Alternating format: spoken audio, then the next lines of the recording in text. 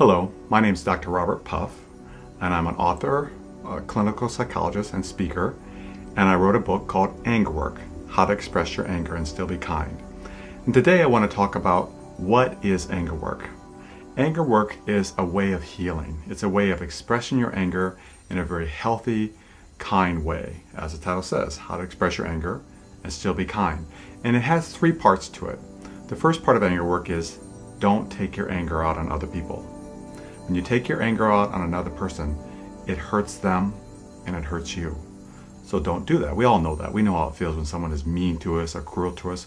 We feel bad, they feel badly, and it's just not good. So don't do that. Number two is do not take your anger out on yourself. When you take your anger out on yourself, you hurt internally. You have what's called shame and guilt that are the natural consequence of taking your anger out on other people. So it doesn't do you any good to take your anger out on yourself. It's important to not do that. A lot of people get caught in that one. It's very common for people to say, well, I know I'm not supposed to hurt other people, but you matter too. And today is about learning how you matter too. And thirdly, then what are you supposed to do? If you can't take it out on other people, and you can't take it out on yourself, what can you do? And what you can do is what I call anger work. And anger work is expressing your anger, but where it's not hurting other people or yourself. So what you do is you take it out on objects. And in my book, Anger Work, I give about 100 examples of how you should do it and what place you do it. And it really benefits people on how to express your anger and still be kind. And let me share a story as a way to illustrate that. Many years ago, I had a client named James. James came to me because he was having headaches, he was struggling with stomach aches, and he was taking his anger out on his wife and children, who he loved very much, but he was just angry.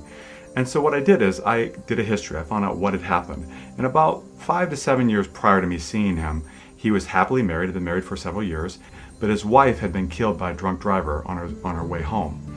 And so what we did is we explored that. And what I found out was he had never dealt with that loss and was a horrible loss for him. He really loved her. He was planning on spending the rest of his life with her.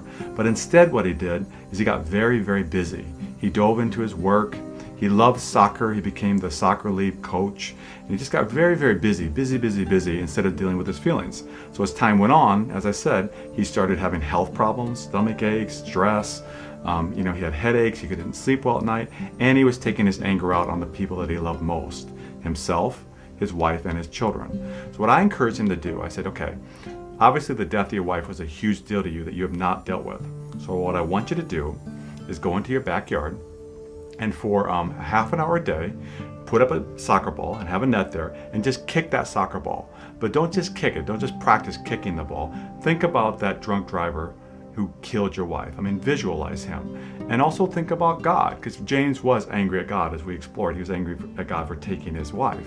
So I encouraged him just to feel those feelings, to feel his anger and his frustration, and he would do it. He would just kick the ball over and over again. He found out he was very angry, and sometimes during the session as he was kicking it, he would just break down crying, and it was also very cathartic for him too. But he was able to express his anger at the ball without taking his anger out on other people or himself. And then by doing that, James got better. He was able to now start loving his children, loving his wife, and he stopped having the stomach aches, the headaches went away, he slept through the night. And it's been many, many years, and I actually periodically get a Christmas card from him or something telling me how he's doing. He's doing very well because he was able to completely process the loss of his wife through a very simple technique of going in his backyard, kicking a soccer ball, and feeling his feelings, not taking it on other people.